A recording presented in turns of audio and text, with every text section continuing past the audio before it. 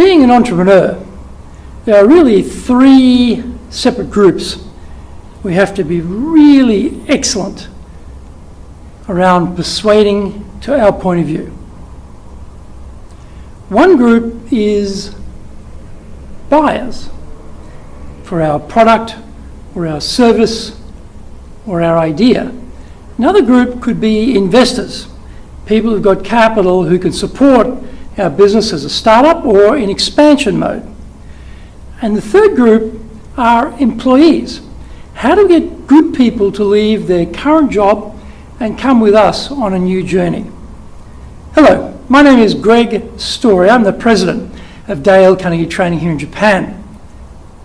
The entrepreneurial journey is a very tricky one because often we have specific expertise in certain areas which enables us to start the company or start to build the company, but we can't be really excellent in all areas. So often we're coming from a technical base or a particular innovation base, but we find when we actually get a company going or we want to start a company, there are many other factors where we have to persuade others to help us. If we had tons of capital from the very start, hey, no problem, we're good. But usually that's not the case. And usually the work soon expands and we find that there's only so many hours in the day and we need other people to help us. So where are these other people going to come from and why would they come? And if we think about it, having a great idea, so what? You know, having a great product, so what? This by itself is not enough. We have to persuade buyers of the value of our product or our idea or our service. We need to persuade investors that this is actually a good place to put their money and that this will prove to be very, very successful for them over the long term. And we need to persuade people who've already got a good job, who are already in their career, to give that up and come across and join with us. That persuasion power is a very critical part of success in being an entrepreneur. But why would we automatically be persuasive? What makes us persuasive? Where does this persuasion power come from? In reality, we are actually selling all of those, we can call them stakeholders for want of a better word, all of those stakeholders on us.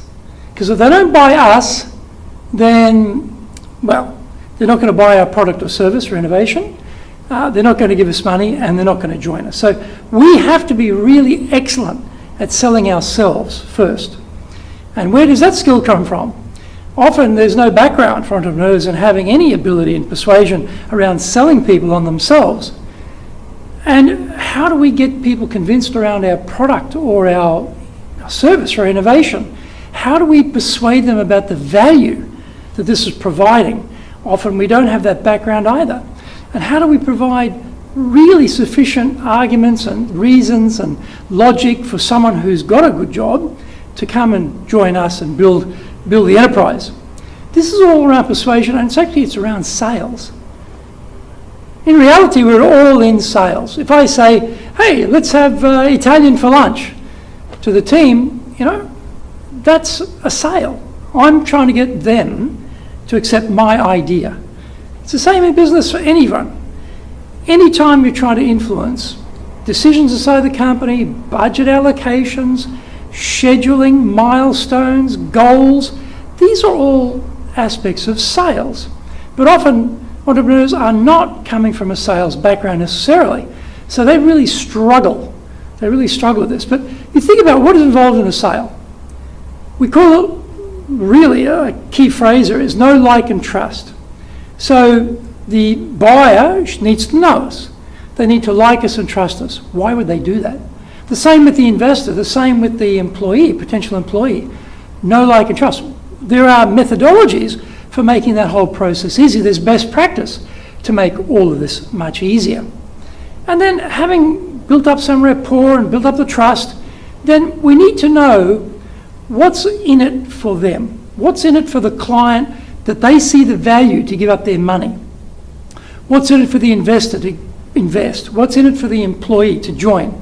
So we need to have some questioning skills. We need to have some way of digging in and finding out what are the drivers for them so that we can align what we have to offer with that.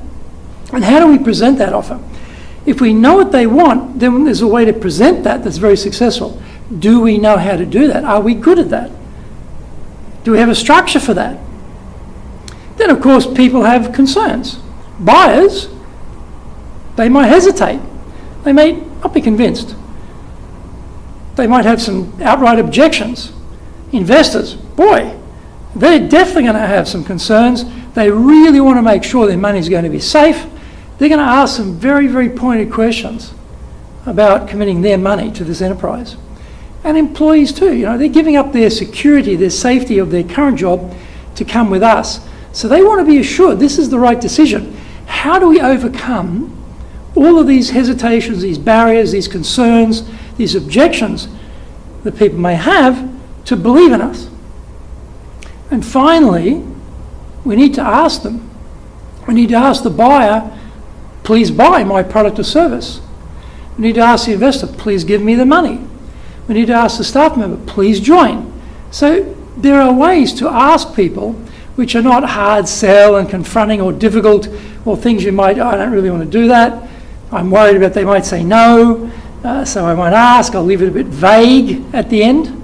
No, ask, but ask in a way that's very low pressure, easy for you to ask, and for them, not very confronting. So, there are things that we can do as entrepreneurs which are more successful than other things, but we just have to know how to do those things. It's like you didn't know how to do anything when you started the enterprise, and you learn. And this is a big, big chunk of making the enterprise successful. How do we get that information? How do we get that skill? Well, you can watch the TED Talks and read the magazine articles and read books and, go online and watch YouTube videos. All great stuff. And I recommend you do that.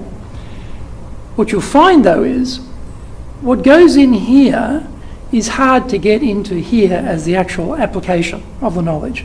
Knowing it, doing it, not the same thing. How to get this, intellectually understanding, into this, applying, takes coaching. It takes training.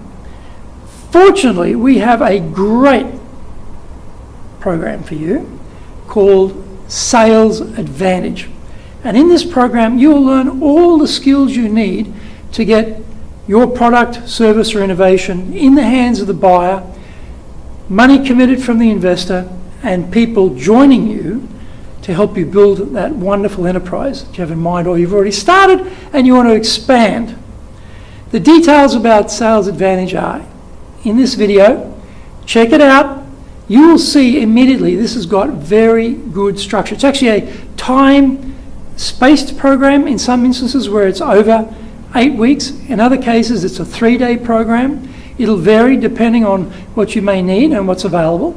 But either way, this is a program, after you've done it, for which you'll be really thankful and you'll say, great, now I know what I'm doing. Now I know what the best practice is. Now I know what I need to do. Now I know how to appeal to people in a way that's going to be the most successful. So, have a look at Sales Advantage. And if you really want to be successful as an entrepreneur, you must be able to persuade others to your viewpoint, to support you, and to go with you on the journey to build that great enterprise. If you know what you're doing, there's only one direction, and that is up.